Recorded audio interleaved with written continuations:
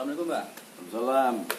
Mau minta penjelasan tentang tulisan apa yang di media sosial kemarin berkaitan dengan bahaya Wahabi. Nah, kita kan tahu bahwa negara Indonesia itu berdasarkan Pancasila dan Undang-Undang Dasar 45. Tetapi belakangan ini nih sangat ramai sekali di spanduk-spanduk di Jakarta ini bertuliskan Jakarta Bersyariat.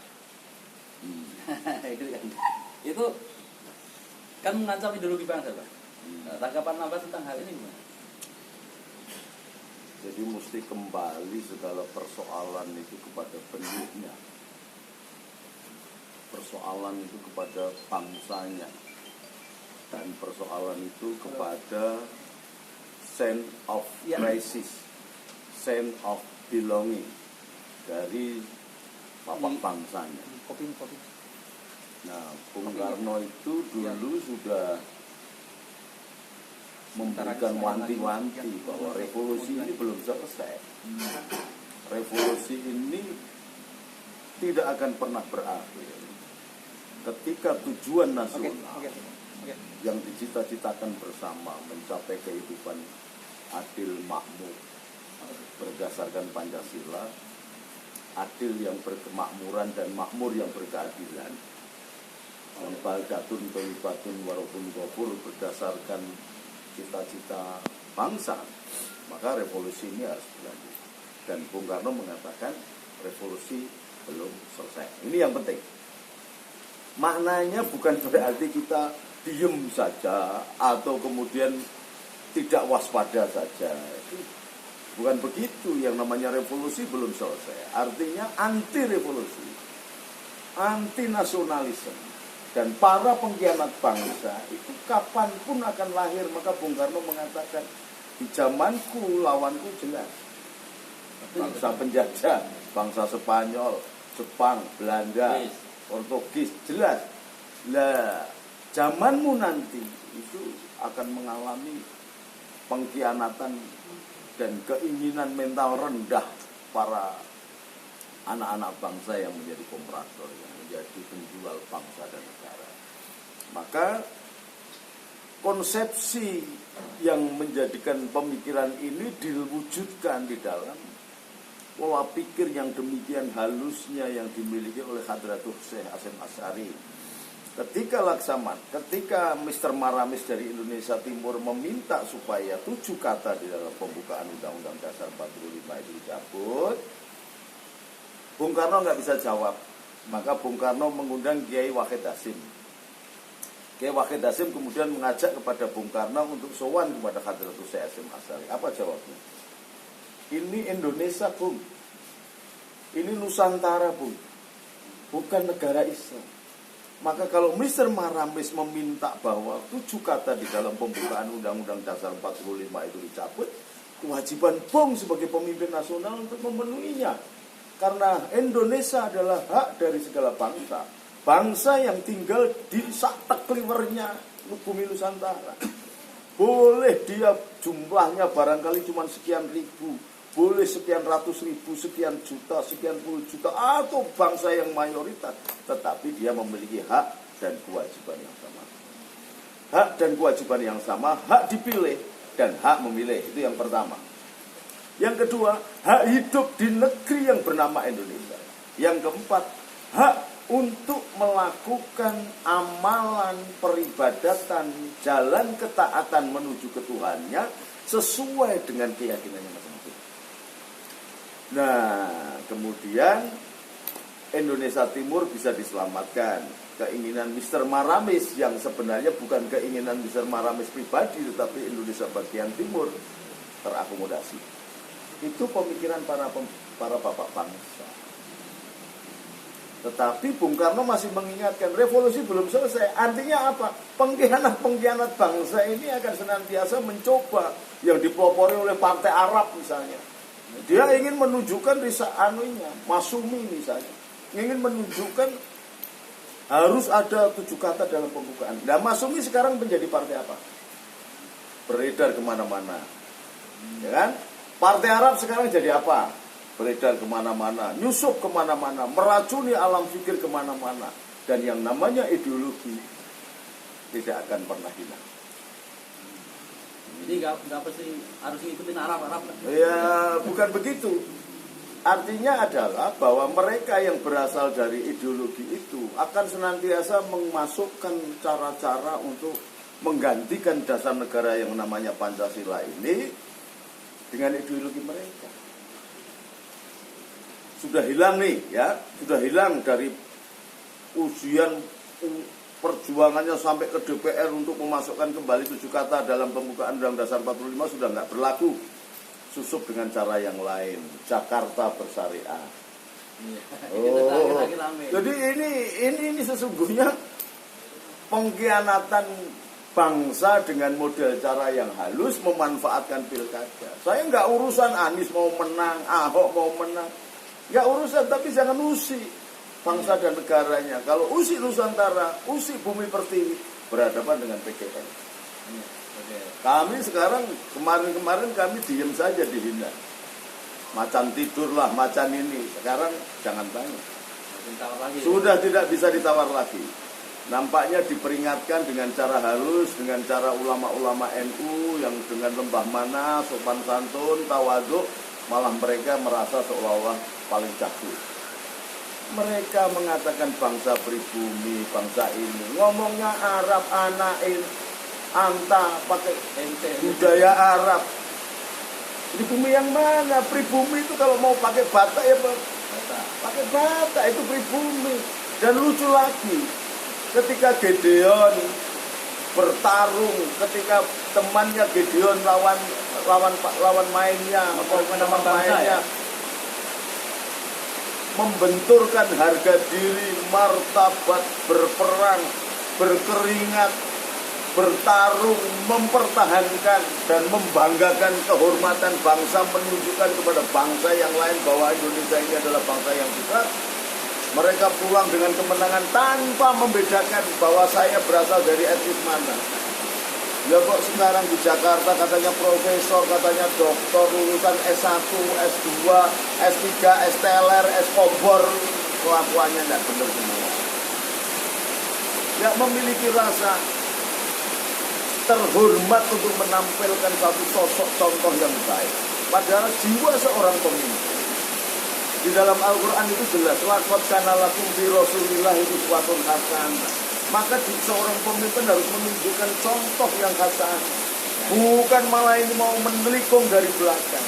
Maka orang yang memasang spanduk-spanduk syariah itu sebenarnya adalah komprador penjual bangsa dan negara kepada asing.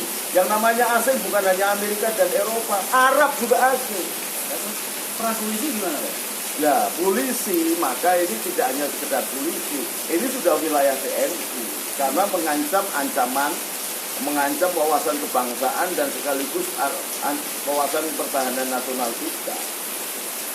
Maka harus cetha dan dipahamkan kepada semua bangsa dan calon pemimpin bangsa bahwa yang namanya konsepsi ketahanan itu adalah menyangkut kewaspadaan terhadap ancaman, tantangan, gangguan, dan hambatan, baik yang datang dari luar maupun yang dari dalam. Nah, sekarang ini konsepsi syariah ini datang dari dalam, tetapi otaknya dari luar. Otaknya dari luar. Ini mereka ini adalah komprador, penjual, antek asing. Yang namanya asing itu ya bisa Cina, ya bisa Arab, ya bisa Eropa, Amerika. Jadi jangan kemudian Arab merasa pribumi. Gitu loh. Seolah-olah Indonesia mau dibikin seolah-olah mereka tuannya dan kita dongosnya. Oh, tidak bisa begitu. Bangsa Indonesia ini bangsa yang sangat toleran. Silahkan kamu datang ke sini, silahkan kamu datang membawa kebaikan-kebaikan, tapi jangan sekali-sekali meninggalkan dan menularkan kejahatan-kejahatan.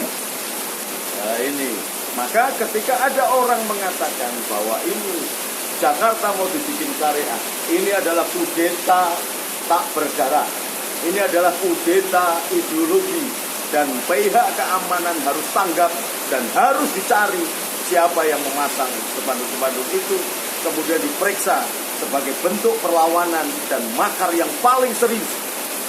Karena kalau Jakarta sampai dijadikan syariah, ini akan menjadi presiden bagi provinsi yang lain. Jakarta itu ibu kota tuh Indonesia.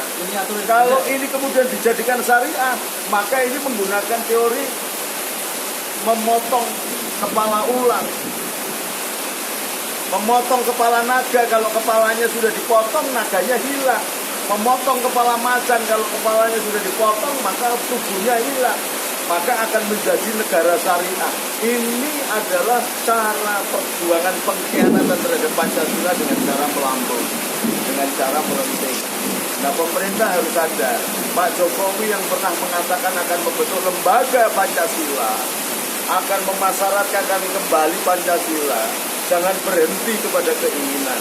Mohon Pak Jokowi harus segera turun dan bentuk lembaga Pancasila, daripada anak-anak kita digojlok masa orientasi, masuk siswa baru, mahasiswa baru, dilakukan penyiksaan terhadap calon tunas-tunas bangsa. Mendingan mereka dimasukkan di dalam ruangan, dikenalkan bagaimana sejarah bangsa Indonesia, dikenalkan bagaimana ideologi Pancasila itu, dikenalkan ideologi bangsa yang mempersatukan, yang merupakan roh dari Bhinneka Tunggal Ika Tanhana Dharma Mangrowa. Kalau kepengen bersyariah, silahkan pindah ke negara Arab sana, jangan di Indonesia. Indonesia tidak hanya sekedar syariat agama yang dilakukan, tetapi hakikat agama, bahkan makrifat agama yang dilakukan. Tidak hanya as-sholatu mungkul doa, as-sholatu mungkul ibadah. Di Indonesia ulama NU menerapkan as-sholatu lidzikri, bentuk kasih sayang kepada Tuhan. As-sholatu li'rojulil mu'minin, sampai kepada pertemuan makrifat kepada Tuhan. Jadi jangan hanya syariat. Syariat itu sudah selesai. Syariat itu sudah disempurnakan Rasul 1600 tahun yang lalu. Jangan ributin syariat. Itu dangkal namanya cara beragamanya. Syariat itu sudah disempurnakan oleh Allah sendiri. Al-yaumal akmaltu lakum dinukum, itu sudah cetha 1600 tahun yang lalu. Kok masih digunakan menjadi dasar? Kalau syariat dijadikan dasar cara beribadah, cara bernegara, maka agama turun derajatnya. Agama seolah-olah jadi bikinan manusia. Agama bikinan Allah yang suci, yang sempurna, yang menuntun kepada kebaikan, bahkan menuntun kepada sifat-sifat Tuhan, sehingga membentuk perilaku umat beragama itu mengaplikasikan sifat-sifat Tuhan. Kok hanya Jakarta bersyariat? Nanti di Bali akan mengatakan Bali berhindu, Indonesia Timur berkristen, berbibel. Ini bukan Indonesia namanya, bukan Indonesia. Kalau tidak ada satu suku yang bernama Dayak, bukan disebut Indonesia. Kalau tidak ada Minang, bukan Indonesia. Kalau tidak ada Batak, tidak ada Sunda, Ambon, Manise, Jawa, tidak ada Madura, bukan disebut Indonesia. Kalau tidak ada Manado atau Palu atau Poso sekalian, atau Papua sekalian, saudara-saudara kita. Ini harus disadari. Jangan tak kepenaknya sendiri karena di Jakarta ini orang Islamnya banyak kemudian menerapkan syariat. Itu bukan Indonesia. Seperti Aceh yang menggunakan aturan syariat. Ini sebenarnya sudah salah. Pemerintahan Yusuf Kala dalam perjanjian Helsinki kemudian menyetujui bahwa menjadi syariat Islam sebagai dasar negara. Yusuf Kala nanti akan menyesal karena dia akan dituntut dan dirasakan sebagai pengkhianat bangsa. Pak Yusuf Kala salah menerapkan Aceh sebagai daerah khusus bersyariat. Tidak ada. Ini salah benar. Dulu memang Aceh Indonesia yang sangat istimewa. Bahkan membelikan pesawat, siulah namanya. Memiliki jiwa ketahanan, perjuangan kepada penjajah yang sangat luar biasa. Tetapi ingat, Cut Nyaden, Tengku Umar bukan untuk menjadikan syariat agama. Cut Nyaden, Tengku Umar Ditiro semuanya memperjuangkan untuk keindonesiaan yang abadi. Indonesia yang terdiri dari berbagai pulau, bukan untuk syariat. Ini salah. Maka Pak Yusuf Kala mumpung masih hidup, mumpung masih jadi wakil presiden, tolonglah dikoreksi. Jangan ada di satu negara kemudian menerapkan syariat sesuai dengan agamanya. Syariat itu nanti akan diikuti syariat Kristen, syariat, semuanya syariat. Tidak perlu, agama itu di atas undang-undang, sehebat apapun undang-undang.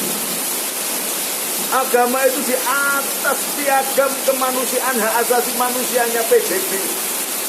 Di atas segalanya, diturunkan untuk umatnya yang bernama manusia, yang memiliki akhlak karimah, derajat yang tinggi. Diturunkan melalui nabinya, tidak sembarang orang. Bukan hanya seorang presiden, bukan hanya seorang gubernur. Agama diturunkan melalui rasul dan nabi, melalui malaikat-malaikat. Kok sekarang Jakarta mau disyariatkan? Apa-apaan? Jadi ajaran Islam di Indonesia yang cocok di mana? Maka NU sekarang melakukan revolusi.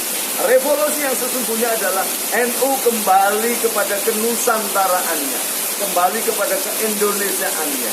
Maka sekarang kalau yang pertama dulu NU meluncurkan resolusi jihad, mempertahankan negara kesatuan Republik Indonesia dan mengalahkan tentara sekutu, membunuh jenderalnya yang bernama Jenderal Malabi. Sekarang NU dipimpin oleh Kang Said Akil Siraj melakukan resolusi jihad, mengembalikan roh Islam sebagaimana roh Nusantara. Tidak bisa dipisahkan antara Nusantara dan Islam. Maka Islam yang ada di Nusantara harus lebur dengan mewarnai di segala kehidupan yang ada di Nusantara. Boleh Islam tetapi tidak meninggalkan Bataknya. Boleh menjadi Islam tetapi tidak meninggalkan Jawanya, tidak meninggalkan Minangnya, tidak meninggalkan Iriannya, Balinya, Bataknya. Bukan. Islam yang sesungguhnya yang sedang dilakukan satu gerakan perubahan cepat yang bernama revolusi Nusantara menjadi Islam Nusantara, menjadi negara Nusantara. Nah itu yang benar. Jangan kemudian di satu daerah ini syariat hanya untuk kepentingan kemenangan gubernur pilkada saja, merombak tatanan seluruh negeri yang bernama Indonesia. Salah, keblinger dan goblok itu.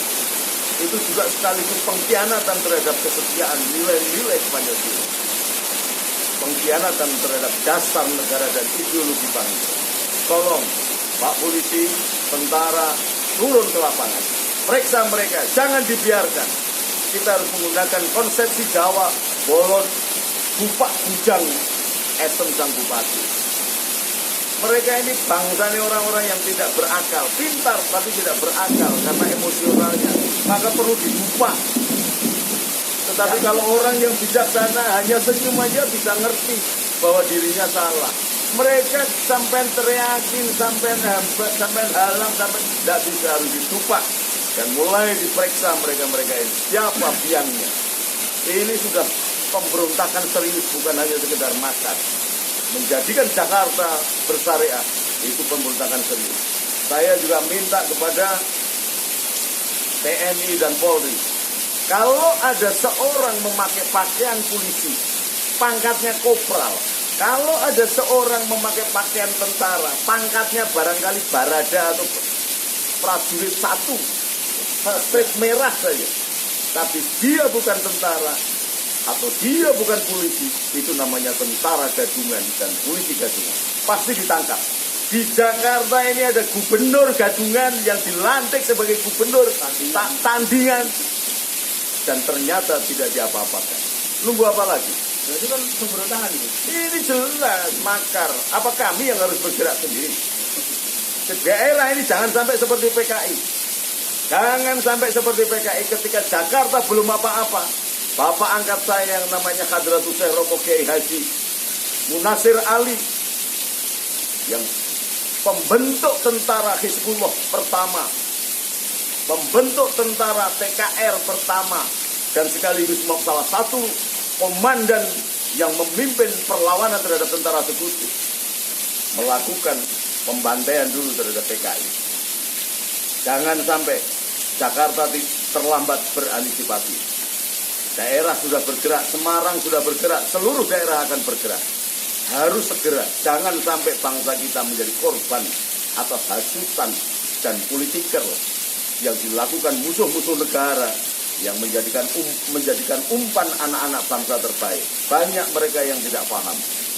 Anak buah Rizik, anak buah Nasaruddin, anak buah Nasir, Bahtiar Nasir, itu banyak yang tidak paham. Jangan jadi korban. Mereka saja ditangkapin semua yang jelas dan diperiksa siapa yang menjadi belakangnya. Jangan sampai rakyat dikorbankan. Kalau sudah NU ini macan tidur, saya sudah katakan, jangan bangkitkan macan tidur. Kalau NU sudah bangkit, oh jangan tanya dosa. Demi NKRI, jaga kami siap dibelah. Patriot Garuda Nusantara akan berdiri di depan, bukan di belakang TNI atau polisi. Di depan akan menunjukkan inspirasi ucapan Bung Karno bahwa revolusi belum selesai. Musuh-musuh bangsa ini masih berkeliaran di mana-mana, menjadi PKI malam, menjadi PKI apa, menjadi PKI Arab dan PKI-PKI yang lain yang tidak setia kepada Pancasila. Maka stempel PKI itu ditujukan kepada satu orang yang memecah belah bangsa. Kedua, orang yang melarang orang mensolati saudaranya. Belanda menjajah 350 tahun tidak pernah melarang orang Islam mensolati saudaranya. Bahkan sejak Mai atau Chen Ho di perpustakaan di sana di Cina disebutkan bahwa ketika meninggal orang masih mensolati, melakukan tahlil. Yang ketiga adalah PKI, apapun yang berasal dari Cina, dari Soviet, dan yang paling berbahaya berasal dari Arab, akan menggunakan berbagai cara untuk menguasai Indonesia. Indonesia ini beribu-ribu bangsa, beribu-ribu suku, beribu-ribu pulau, beribu-ribu bahasa, tetapi negaranya satu. Jangan sampai seperti Arab. Bangsanya bangsa Arab, bahasanya bahasa Arab, tapi negaranya berpuluh-puluh karena hatinya tidak ada toleransi. Hatinya sangat keras dan sombong, tidak mau memberikan nafas yang sama. Di Indonesia, maka engkau saya sebut saudara. Saudara itu berasal satu udara. Kita bernafas dengan nafas yang sama, dengan udara yang sama, maka engkau adalah saudara. Berbeda dengan budaya dan bangsa yang lain. Indonesia bangsa budayanya, bangsanya, hobinya menghidupi makhluk Allah, bukan membantai makhluk Allah. Memberi kesempatan dan koridor yang luas untuk terjadinya toleransi dan bentuk peribadat sebagai bentuk peribadatan menembah kepada Allah, bukan mensekat-sekat dan memasukkan Allah di dalam kotak-kotak segi empat yang bernama masjid, yang bernama gereja, yang bernama vihara, yang bernama candi. Bukan. Allah ada di mana-mana. Inna fi khalqis samawati wal ardh wa ikhtilafil laili wan nahar la ayatin li ulil albab. Ya ayuhan nas, inna khalaqnakum min dzakari wa unsa wa ja'alnakum syu'uban wa qabaila lita'arafu. Orang Indonesia, ulama NU di bawah pimpinan Kiai Said Agil Sirot menawarkan kehidupan dan setiap relung-relung hati berisi persaudaraan, berisi persahabatan. Maka tidak perlu ditampilkan dalam bentuk bungkus. Syariat itu bungkus. Yang penting adalah hatinya, isinya. Tetapi isi yang baik harus ada bungkus yang baik. Tetapi bukan bungkusnya yang disodorkan. Tetapi substansi dari isi adalah makrifat dia.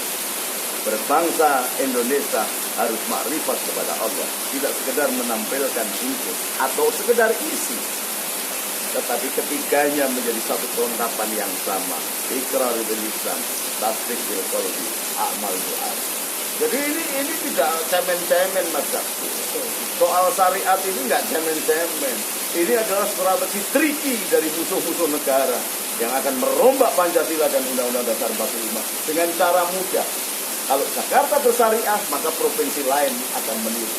Oh, itu sudah berbahaya. Ini pendulingan ideologi.